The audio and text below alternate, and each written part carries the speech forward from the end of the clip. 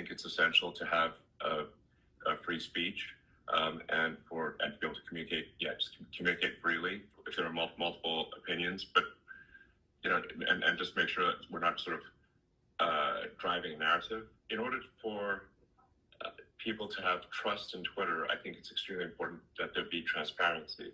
I think Twitter, in terms of like serious issues, can be a lot better in informing people about serious issues. How many times have the media gotten it right? I would say almost never. Not never, but almost never. Can we talk briefly about your political views? Well, my political views, I think, are moderate. I'm in favor of moderate politics, but allowing people who have relatively extreme views to express those views within the bounds of the law. It's free speech within the context of the law. So it's not. I'm definitely not suggesting that we, just flout the law, because we'll get shut down in that case.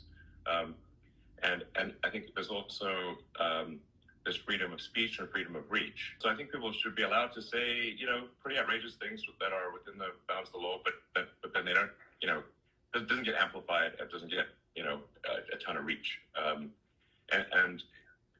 I think an important goal for Twitter would be to try to include as much of the country, as much of the world as possible. So the things that I've said about Twitter, I think need to happen in order for it to be, to really go to the next level. I mean, I think the potential is there for Twitter to have, be accessible to an order of magnitude more people. Let's say the far left 10% and far right 10% were equally upset on Twitter, then that would probably be a good outcome. The standard is much more than not offending people. The standard should be that they're very entertained and informed.